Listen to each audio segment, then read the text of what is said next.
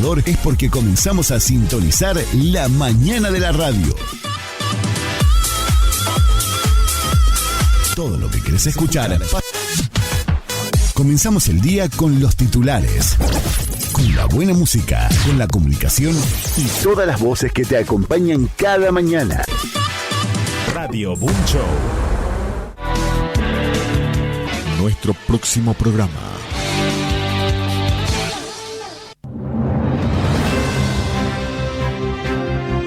Conectamos con el mundo. Estas son las noticias.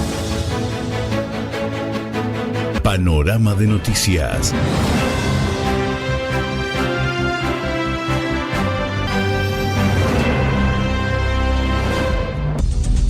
Crece el número de muertos en Venezuela. Según un nuevo reporte de las autoridades, al menos 1.700 personas murieron a causa del doble terremoto que sacudió al país la semana pasada.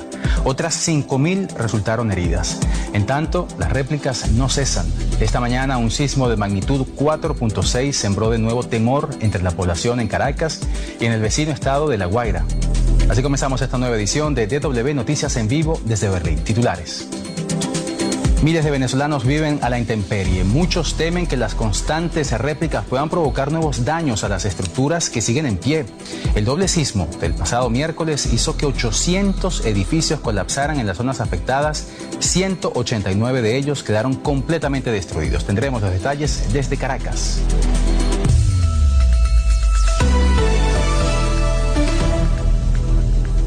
Soy Johan Ramírez. Bienvenidos al programa. Una fuerte réplica sacudió este lunes las zonas afectadas por el doble terremoto en Venezuela. No causó más daños, pero provocó escenas de pánico entre la población. Con esta, ya son más de 600 las réplicas que se han producido en el país tras los sismos de la semana pasada. Todo esto ocurre mientras se desvanecen las esperanzas de encontrar personas con vida bajo los escombros. No obstante, socorristas y voluntarios no abandonan las labores de rescate. Una de las incertidumbres mayores, sin embargo, son los desaparecidos. Naciones Unidas habla de 50.000, pero sobre este punto no hay todavía cifras oficiales por parte del gobierno, lo que hace temer que ese número pueda ser todavía mayor de lo esperado. A estas imágenes se aferran los venezolanos y el mundo entero. Es un salvamento en La Guaira, casi 5 días después de los 2 sismos de más de 7 grados que sacudieron Venezuela. La ventana crítica para rescatar con vida a personas bajo casi 800 edificios colapsados se ha cerrado. Los vecinos no esconden su ira ante la escasa ayuda del gobierno e intentan frenar la maquinaria pesada para que les ayude a recuperar a sus seres queridos. Mi hija, la saqué por la mitad, mi hija. La saqué por la mitad. No se van a mover hasta que no vayan sacándola para allá. No se van a mover. No tengo nada que perder, que me mate si quieren. La Guaira parece una zona de guerra, montañas de escombros hasta donde alcanza la vista. Y aunque rescatistas de 24 países trabajan sin cesar, la dimensión de la tragedia es tal que son los propios venezolanos los que lo dan todo para recuperar a sus familiares. Queremos apoyo, queremos máquinas, queremos llevarnos a nuestros familiares. Ayúdennos.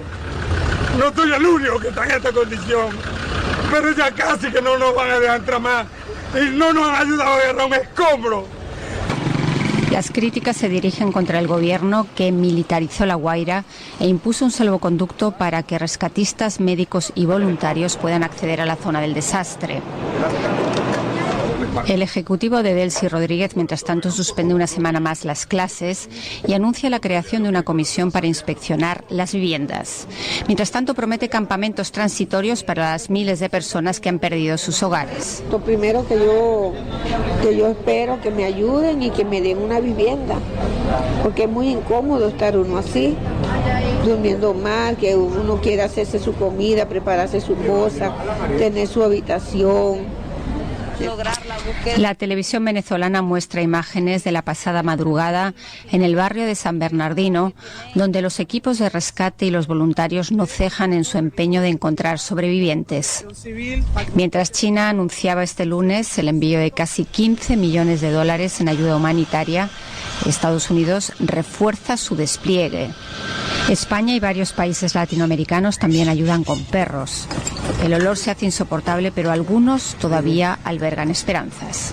No sabemos si hay más personas, sin embargo, bueno, no se han conseguido los cadáveres, entonces quiere decir que tenemos esperanza y que están vivos, y aquí estamos firmes.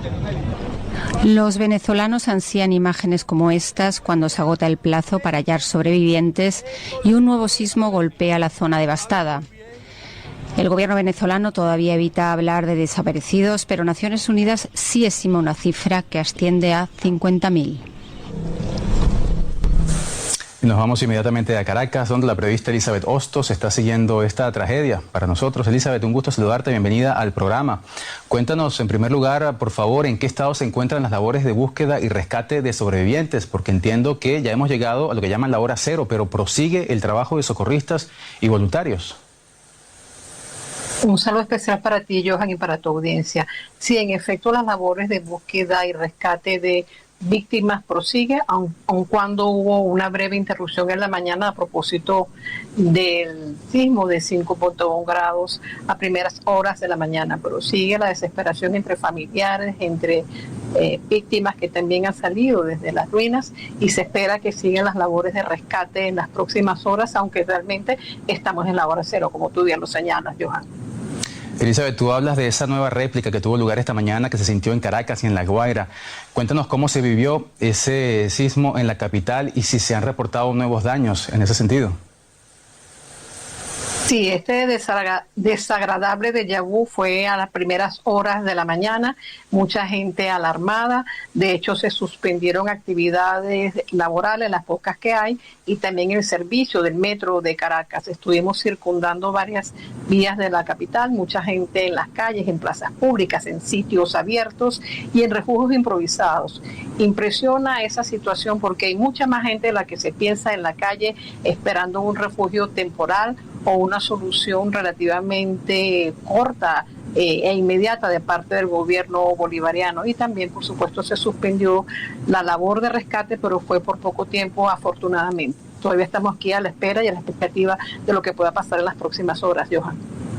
Mientras el drama en el terreno continúa en las zonas afectadas, Elizabeth, también continúa la solidaridad de la comunidad internacional con Venezuela. No obstante, un equipo médico internacional con participación alemana que estaba listo para viajar a Venezuela no recibió autorización de ingreso al país en el día de hoy. ¿Se conocen las razones, Elizabeth, de esta medida que sorprende en medio de la emergencia? Sí, se sorprende bastante la situación. Estuvimos en el Centro Internacional de Prensa en horas de la mañana consultando a funcionarios del gobierno bolivariano y señalaban que no tenían información en relación con ese tema y que la vocería oficial recaía en la presidenta interina. También pudimos conocer que una delegación de las Islas Baleares de España, así como el estado de Virginia de Estados Unidos, tampoco pudo entrar a Venezuela por temas burocráticos. Se alegaba permisos que tenía que emitir el Ministerio de Salud y una poca claridad en cuanto a la situación migratoria, visas de ingreso a Venezuela. En ese sentido, el vicecanciller señaló que en este particular no es un tema de visados, sino un tema de conexiones aéreas que no fueron posibles en el caso de España y de Estados Unidos. Todavía estaremos esperando información de lo que ha pasado con la delegación de Alemania, Johan. Seguimos esperando información y siguen las víctimas esperando que esa ayuda internacional entonces continúe llegando al país. Nos lo contaba Elizabeth Hostos desde Caracas. Muchísimas gracias, Elizabeth, y cuídate mucho. Gracias a ustedes. Y de Venezuela vamos a otro tema que acá en Alemania está ocupando titulares. Un tiroteo en el norte de este país dejó el lunes al menos 6 muertos y 3 heridos, según informaciones de la policía. 3 personas resultaron detenidas, incluido el presunto autor de los disparos. El incidente se produjo en torno al mediodía en la ciudad de Stade, cerca de Hamburgo, al parecer en un centro de ayuda a menores, en una zona residencial de la localidad. La policía asegura que ya no existe ningún peligro para la población mientras las investigaciones siguen su curso. Y para conocer detalles de este tiroteo en Alemania, vamos a nuestro estudio parlamentario aquí en Berlín para conversar con quienes ven. Nuestra corresponsal política, Ana Plasencia, que ha estado dando seguimiento a esta noticia. Ana, un gusto saludarte, bienvenida al programa. Cuéntanos, por favor, qué ha trascendido por parte de las autoridades en relación a este tiroteo. ¿Qué tal, Johan? Se ha celebrado una conferencia de prensa con la ministra regional del Interior de ese estado de Baja Sajonia y también con equipos de seguridad y policía. Hablaba la ministra de un acto terrible que va a dejar huella, decía, en la ciudad de Stade y también en todo el estado federado de Baja Sajonia. La ministra y el resto de autoridades no han querido brindar detalles, y así lo han dicho, sobre la identidad de ninguno de los fallecidos o sus edades. Por ejemplo, sabemos que eran 4 mujeres y un hombre, y hasta ahora sobre la identidad del presunto agresor sabemos que es un ciudadano alemán de 45 años de origen turco y que al parecer era conocido por la policía. Todo esto informaciones que están llegando ahora y que hay que confirmar. A mediodía, eso sí lo sabemos, en una instalación de ayuda juvenil con grupos de madres e hijos se escucharon gritos y disparos. La policía encontró 4 adultos muertos, todos los fallecidos son adultos. Encontraron 4 adultos muertos dentro del centro, otro falleció poco después en el exterior y una sexta persona murió horas más tarde en el hospital. Eran todos ellos, al parecer, empleados de ese centro de ayuda a madres y a niños y jóvenes. Hay varios heridos graves aún, Johan, y fueron escenas de caos, es lo que cuentan los testigos, un intento de fuga en coche, agentes dando órdenes y disparos para detener a los sospechosos. En un primer momento las autoridades hablaban de 3 detenidos, entre ellos el agresor, pero parece que 2 personas están bajo custodia policial y está este detenido que es el presunto agresor. Pues Ana, nos has hecho una crónica bastante completa que nos permite imaginarnos cómo sucedieron las cosas allí durante el mediodía, bastante caos, pero ¿se sabe algo ahora sobre las motivaciones del atacante? Poco, tenemos algunos detalles, pero poco, y hay que seguir investigando. Las autoridades descartan vínculos con clanes criminales y hablan de una tragedia familiar, Johan. Parece ser que el trasfondo sería una disputa por la custodia de un bebé de 3 meses. Es decir, el origen de la violencia, de este acto terrible, estaría relacionado con el entorno de esa propia institución juvenil. El caso, en cualquier caso, reabre el debate en Alemania sobre el aumento de incidentes con armas de fuego, desde tiroteos urbanos hasta ataques en entornos familiares, y aunque el país tiene leyes estrictas, en teoría cada episodio como este, que por cierto es muy poco habitual, hace mucho tiempo que no se ve un tiroteo de estas condiciones con 6 muertos, pero episodios como este, Johan, cuestionan cómo acceden esos agresores a las armas, si los controles funcionan aquí en Alemania y cómo proteger espacios sensibles como centros juveniles, escuelas, viviendas, pero también lugares públicos concurridos. Quedan muchas preguntas abiertas que esperemos las autoridades puedan responder en las próximas horas o días. Nos lo contaba Ana Plasencia desde Berlín. Muchas gracias, Ana, y hasta la próxima. Gracias a ti. Tiempo ahora para hacer un resumen económico de la jornada con mi compañera Juliana González. Juliana, parece que en Estados Unidos hay una nueva victoria para Donald Trump en materia financiera, empresarial. Es una victoria además bastante complicada porque pone en entredicho el balance, el contrabalance de poderes, Johan, y es que el Tribunal Supremo de los Estados Unidos amplió este lunes el poder presidencial que ostenta el presidente Donald Trump al avalar que pueda destituir a la mayoría de los responsables de las agencias reguladoras independientes. Una decisión que fortalece el control de la Casa Blanca sobre organismos creados para supervisar a grandes empresas y limitar la interferencia política. Eso sí, el máximo tribunal mantuvo la protección especial de la Reserva Federal y bloqueó el intento de Donald Trump de apartar a la gobernadora Lisa Cook. Lejos de aceptar el fallo como definitivo, el mandatario advirtió que seguirá actuando contra la funcionaria mientras Cook defendió la independencia del Banco Central y denunció que su destitución respondía a presiones políticas en un nuevo episodio de tensión entre la Casa Blanca y la autoridad monetaria estadounidense. La Corte Suprema de Estados Unidos confirmó este lunes que el presidente Donald Trump tiene derecho a despedir altos cargos federales, excepto la Reserva Federal. Y nosotros lo analizamos con mi colega Ana Nieto, quien nos espera en Nueva York para tomarle el pulso a esta noticia. Ana, es un gusto saludarte. El fallo de la Reserva Federal deja en su puesto a esta gobernadora. ¿Por qué es importante esta decisión que contrasta, eso sí hay que decirlo, con la del resto de las agencias independientes? Sí, primero de todo hay que recordar que este caso se abrió en un momento en el que Donald Trump estaba haciendo una muy fuerte presión a la Reserva Federal para que rebajara las tasas de interés. Ha sido y es clave que la Fed mantenga la independencia ahora singular, como ha decidido el Tribunal Supremo hoy, porque es una independencia que es importante para los inversionistas de bonos en todo el mundo, inversionistas en deuda pública de Estados Unidos, ya que solo desde esta independencia se puede asegurar que la Reserva Federal va a hacer lo necesario para luchar contra la inflación. Por impopular que esto sea para el presidente, la independencia garantiza un objetivo económico, no un objetivo político. El matiz, no obstante, es que el Supremo deja espacio a Donald Trump para echar a Lisa Cook, porque establece que lo puede hacer si tiene una causa y si le da la oportunidad a ella para defenderse. Trump, de momento, no ha denunciado a Cook ante ningún tribunal por lo que dice que es un presunto fraude hipotecario que ella niega y que ahora sigue su curso. Ana, y la otra sentencia del Supremo el día de hoy, sin embargo, sí refuerza el papel del Ejecutivo en esa supervisión y regulación. ¿Qué significa todo esto? Sí, el Supremo, de hecho, acaba con su propio precedente de 1935 que establecía que el presidente no puede echar a ningún líder de ninguna agencia regulatoria independiente sin motivo. Normalmente, y si el calendario de cambios lo establece, el presidente elige a miembros para esta agencia, como la Agencia Federal de Comercio, el Consejo Nacional de Relaciones Laborales, la Comisión Federal de Seguridad de la Energía, pero no puede echar a los que no le gusten. No puede además tampoco eliminar la aprobación del Senado que tienen estas personas para ostentar su cargo. Estas agencias típicamente están en manos de profesionales y transferir el poder del Congreso al presidente puede tener consecuencias económicas, además de crear bastante inseguridad jurídica. La juez Sonia Sotomayor ha expresado verbalmente, lo cual es bastante infrecuente, su disensión hablando del fin de las separación de poderes, del fin de los controles y equilibrio de poderes y de que esto podría traer el caos. Ana Nieto, muchas gracias por explicarnos precisamente el impacto de esta expansión del poder presidencial en los Estados Unidos. Cómo no, Juliana, gracias. Representantes de China y la Unión Europea se reunieron en Bruselas en el primer encuentro comercial de alto nivel en varios meses en un intento por rebajar tensiones y evitar una posible guerra comercial.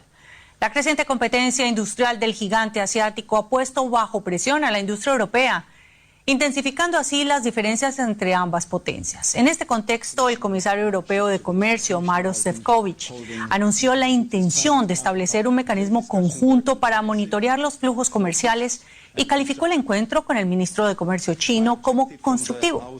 La reunión se produce en medio de una creciente preocupación en Europa por la pérdida de competitividad frente a China. De hecho, la semana pasada los líderes europeos pidieron a la Comisión Europea reforzar las herramientas disponibles para hacer frente a los desequilibrios comerciales con Pekín, reflejando un sentido de urgencia cada vez mayor dentro del bloque.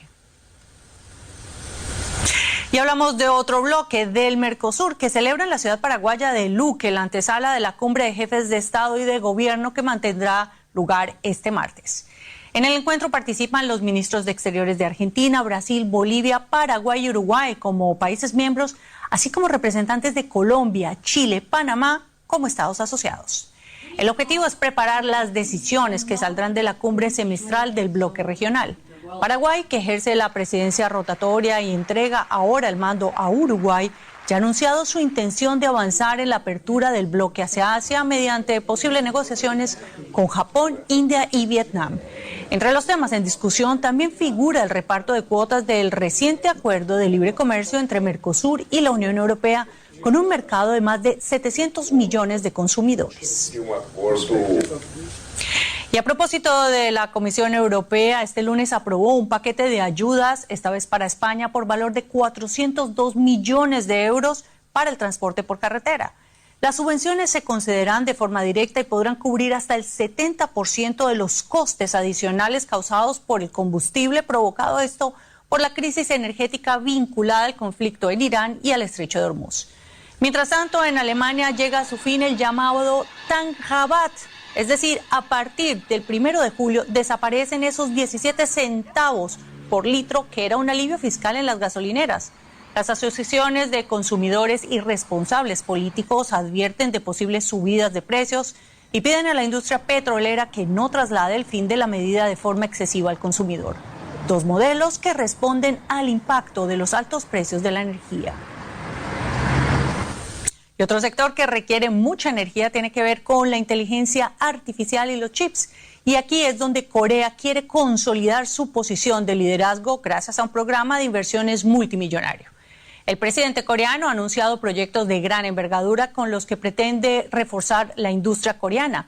La inversión total prevista para los próximos años podría superar los 660.000 millones de dólares. Corea del Sur quiere prepararse para la era de la inteligencia artificial con inversiones millonarias. Grandes consorcios como Samsung y SK Hynix, además del Estado, pretenden construir grandes fábricas de chips en los próximos años. Esperan así consolidar su posición dominante en este campo, según el presidente. Debemos estar seguros de que tenemos los componentes básicos de la inteligencia artificial antes que cualquier otro país. Los semiconductores, la IA física y los centros de datos de IA son los tres pilares para dar el gran salto. Tenemos que concentrar todas las capacidades del gobierno y del sector privado.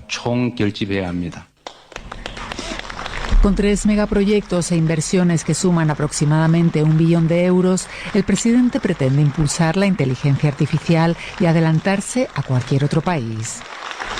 Junto con las grandes empresas nacionales, Corea del Sur quiere seguir consolidando su liderazgo también en la era de la IA. SK Hynix construirá su planta donde se cumplan estos requisitos. Tenemos previsto invertir unos 290.000 millones de dólares para establecer un nuevo clúster en la región suroeste, donde esperamos se satisfagan las condiciones. Es una decisión dirigida a responder la demanda global y a construir un mercado sostenible. Samsung y SK Hynix son el número 1 y 2 del mercado internacional de chips de memoria y se están beneficiando del auge de la inteligencia artificial. Ambos consorcios registran beneficios récords y cada uno ha alcanzado un valor en bolsa equivalente a más de $1 billón.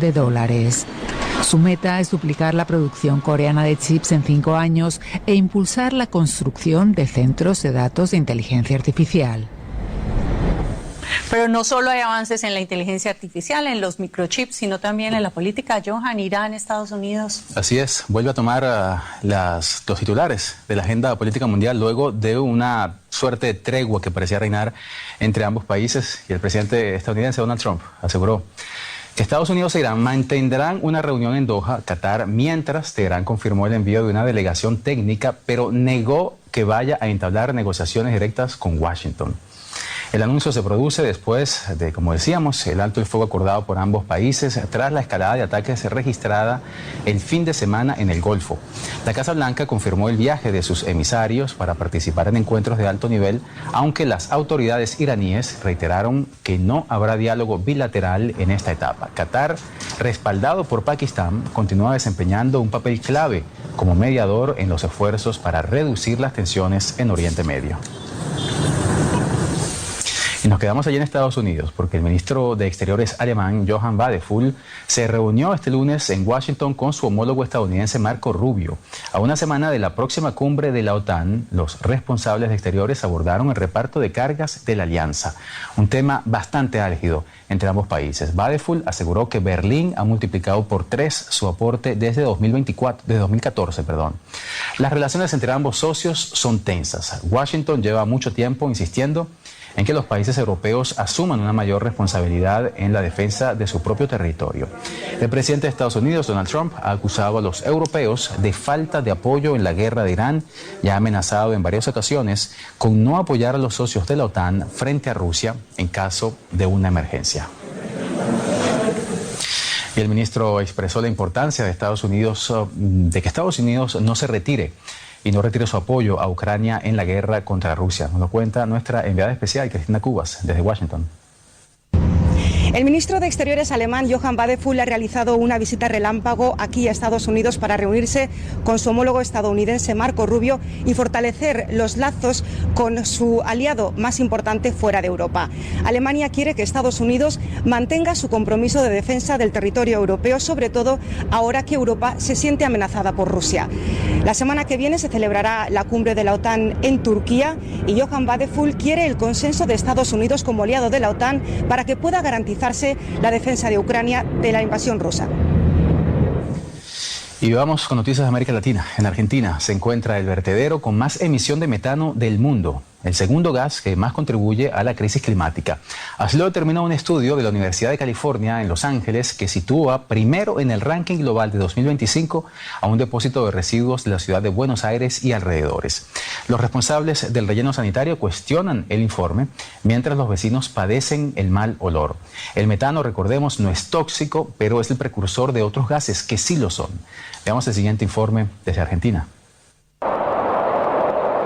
Aquí se procesan la mayoría de los residuos sólidos de la ciudad de Buenos Aires y localidades aledañas. 18.000 toneladas por día.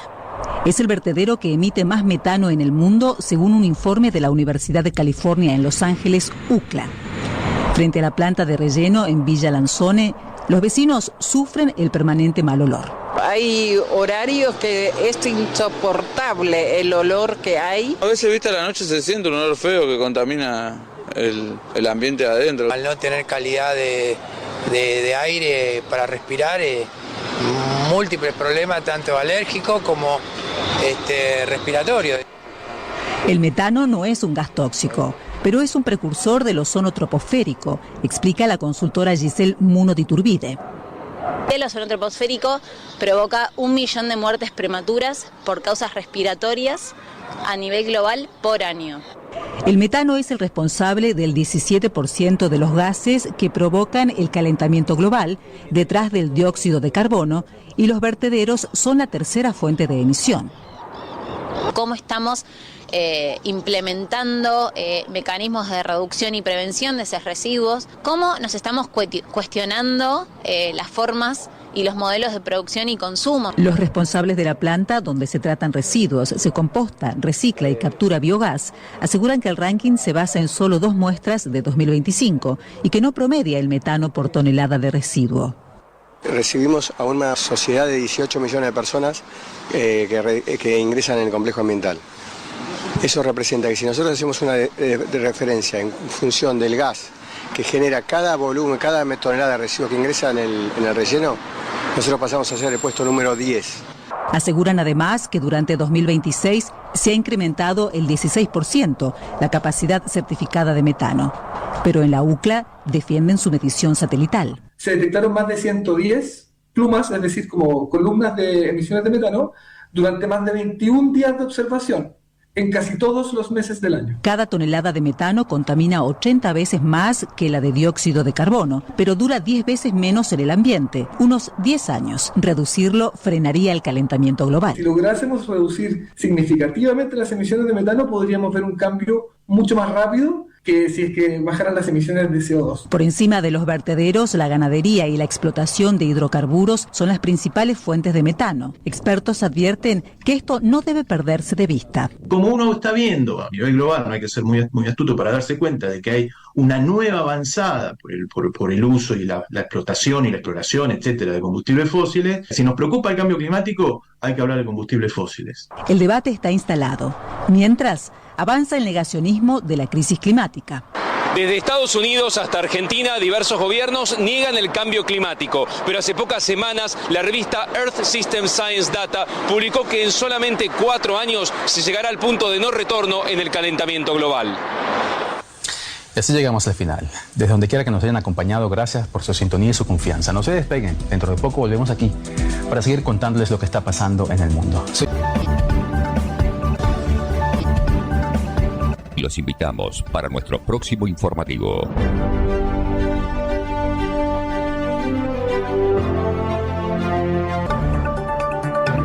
Y estos son nuestros titulares. 30 países envían rescatistas a Venezuela en una carrera contrarreloj para encontrar sobrevivientes tras los 2 terremotos. El balance ya supera los 1.700 muertos y los 5.000 heridos en las zonas afectadas. Naciones Unidas estima que podría haber hasta 50.000 desaparecidos. La derechista Keiko Fujimori es electa presidenta de Perú por menos de un punto sobre el izquierdista Roberto Sánchez, según los datos finales del balotaje. Tras 3 intentos, el fujimorismo regresa al poder en un país marcado por la crisis institucional. Brasil consigue una agónica clasificación a octavos de final del Mundial al derrotar 2-1 a Japón con un gol en el descuento. En estos momentos se está jugando todavía Alemania-Paraguay en tiempo suplementario. Los dos están empatando 1-1. Estos son los titulares. Vamos ya al informativo. La frustración aumenta en Venezuela ante la falta de ayuda y de una respuesta gubernamental coordinada en las zonas afectadas por los sismos. Mientras la cifra de víctimas supera los 1.700 muertos y 5.000 heridos, rescatistas de más de 30 países ya trabajan contrarreloj para hallar sobrevivientes entre los escombros. Ante las críticas, así hablaba la presidenta interina Delcy Rodríguez. Quiero además hacer saber que seguimos en labores de rescate de personas con vida, lo cual nos llena de emoción y de esperanza para sus familiares, para nuestro pueblo, que ve la labor incansable de los rescatistas de Venezuela, de las brigadas internacionales. Hoy llegó otra brigada desde Vietnam y llegaron también socorristas de nuestra hermana Cuba. Seguimos sumando ya 30 países se encuentran en Venezuela en una labor loable para salvar vidas, para rescatar vidas.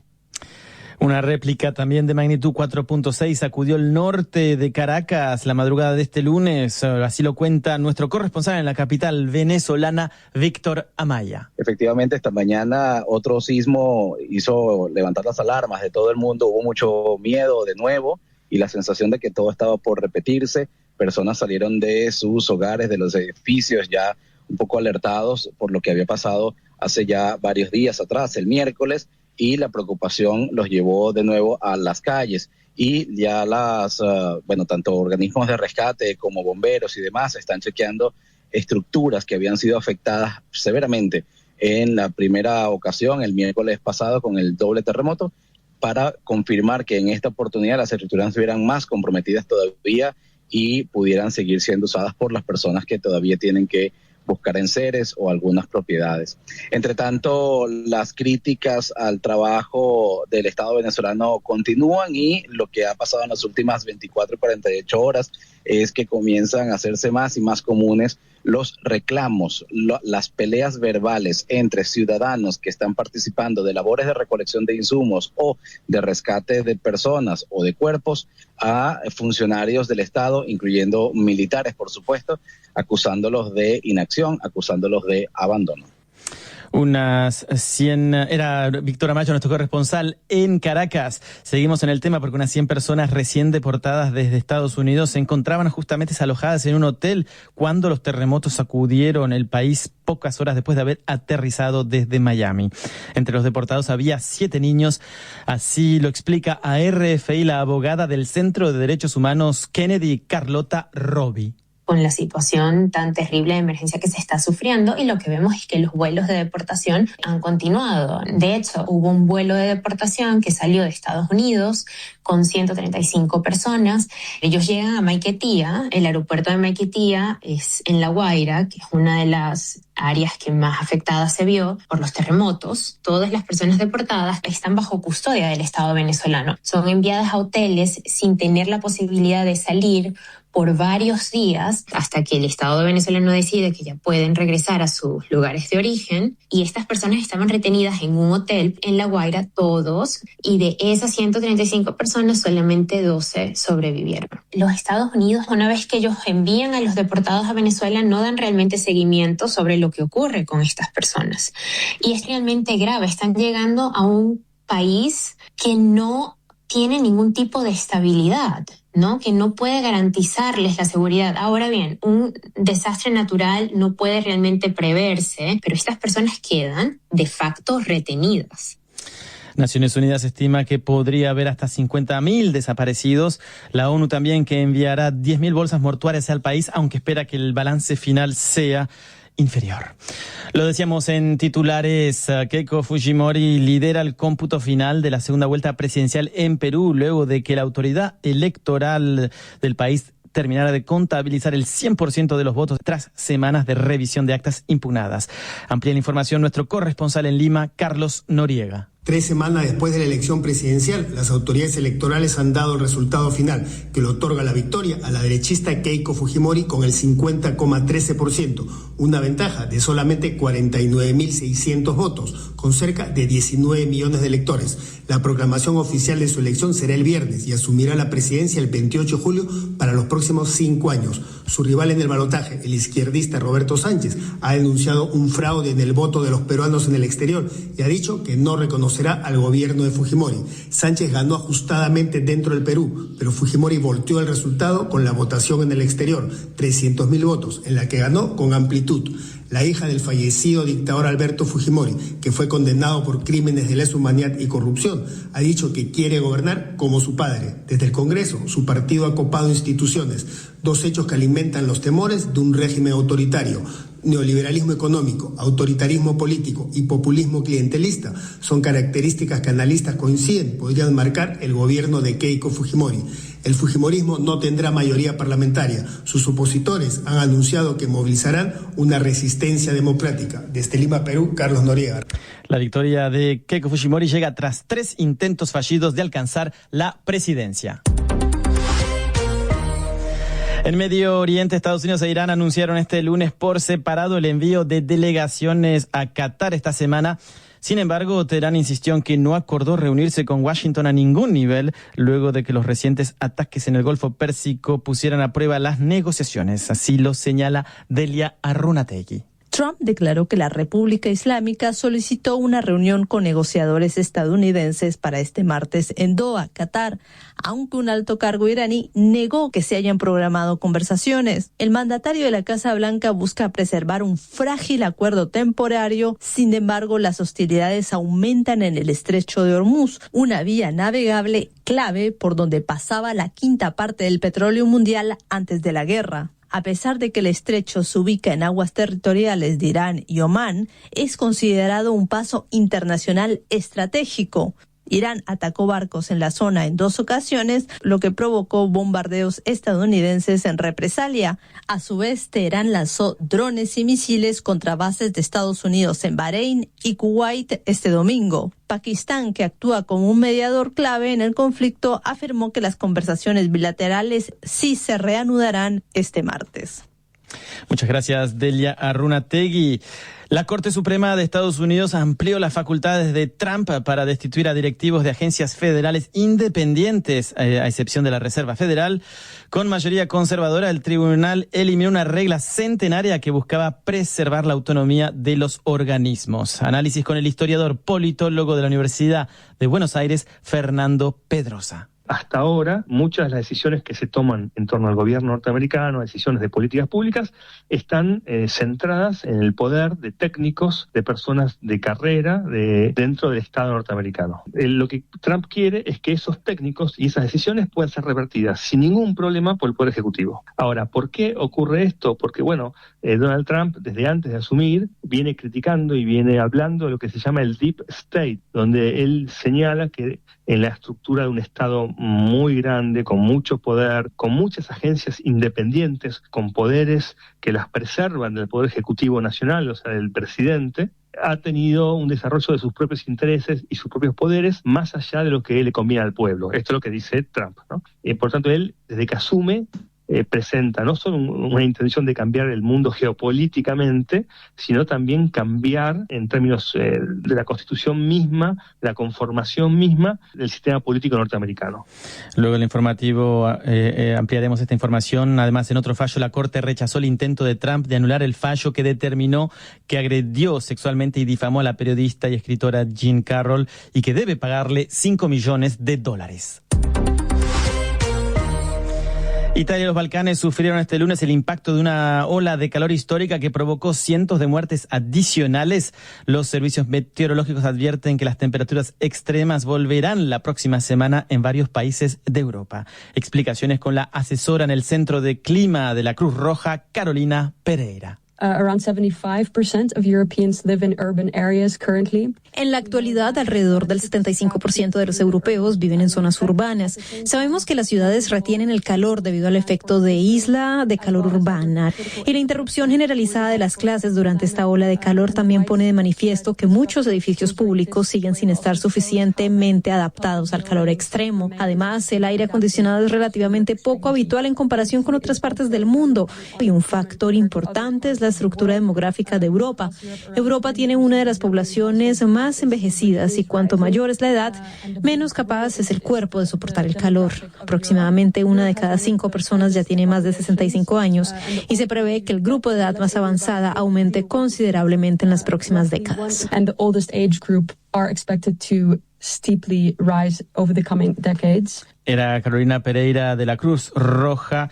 Agregar de que las funerarias en París estaban abrumadas por la cantidad de cuerpos que tuvieron que atender debido a la ola de calor. Mundial de Fútbol 2026. Brasil consiguió este lunes una agónica clasificación a octavos del Mundial al derrotar por 2-1 a Japón. Esto sin la titularidad de su estrella, Neymar. Así lo explicaba el entrenador después del encuentro, Carlo Ancelotti. Falei con Neymar che se no se empatava il gioco ante un minuto 60 iba a meter a L. Estábamos pensando en la prórroga de meter a L, porque está bien, però il fatto che marcamos Neymar no entró, estaba todo claro con él.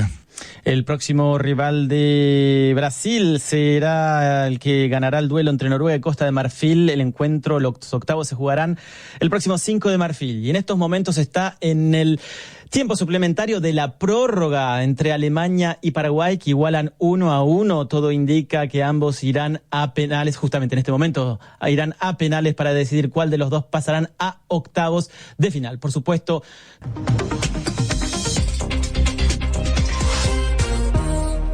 lo decíamos en el informativo, la Corte Suprema de Estados Unidos amplió las facultades de Trump para destituir a directivos de agencias federales independientes, exceptuando a la Reserva Federal. Es el informe de Delia Arrunategui. 2 sentencias dictadas en una semana decisiva para la Corte Suprema redefinieron los límites del poder presidencial. El tribunal resolvió que Donald Trump no puede destituir por cualquier motivo o sin motivo alguno a Lisa Cook, gobernadora de la Reserva Federal. En cambio, dio luz verde al despido de Rebecca Slaughter, miembro demócrata de una comisión que regula el comercio. Fernando Pedrosa, historiador y politólogo de la Universidad de Buenos Aires, analiza el alcance de estos 2 fallos. La Corte Suprema vino a discutir con 2 casos. El de Rebecca Slaughter, el primero, que fue una miembro de una agencia de estas independientes que el presidente echó, sin causa, y el segundo, el de Cook, que es un miembro del directorio, sería, de la Reserva Federal, a la que Trump echó con una causa, pero que no está aprobada que sea así. Entonces ahí lo que hace Trump avanza, él como hace en general, no espera, avanza y dice, bueno, yo puedo echar a estos agentes intermedios, y echa primero a la de la oficina comercial y después a la de la Reserva. Y la Corte saca 2 fallos al respecto que van por un camino intermedio. Por un lado, autoriza echar a la primera y le niega expulsar a la segunda, diciendo que la Reserva Federal es una agencia muy especial, que necesita mucha independencia porque lleva adelante la política monetaria, y que ahí necesita una causa aprobada que aún no está, y el caso de Cook se lo rechaza. El analista explica la importancia de la Reserva Federal y por qué esta decisión del tribunal marca un límite del poder que está dispuesto a conceder al presidente. Yo creo que si el Poder Ejecutivo pudiese dominar la Reserva, que entendemos en América Latina es como el Banco Central, me parece que sería un muy mal mensaje para los mercados, caería mucho la credibilidad de la política monetaria norteamericana, pues ya sería el presidente, no sería independiente. Recordemos también que Trump ha venido criticando mucho al presidente, ya no lo es hace pocos días, de la Reserva. Ahora hay otro que es más proclive a Trump. La discusión está en torno a si las tasas de interés deben bajar o no, ¿no? Y Trump quiere inmiscuirse, quiere decidir él, ¿no? Y hasta ahora la Reserva Federal, gran parte de su prestigio está en que los presidentes no afectan sus políticas, sino que toman políticas basadas en las cuestiones técnicas. Si le conviene al país hacer tal cosa o hacer otra, ¿no? Como la Corte dijo, los gobernadores están exentos de esta acción de Trump, entonces de algún modo dio un mensaje muy claro de que tienen que seguir siendo independientes. Por su parte, el presidente estadounidense celebró en su plataforma Truth Social el fallo que le dio la razón en el caso de la comisionada demócrata, pero lanzó una amenaza a la gobernadora de la Reserva Federal al afirmar que tomará las medidas apropiadas en su contra sin ofrecer más detalles. Escuche su noticiero en la aplicación. Hasta aquí, el resumen diario de noticias.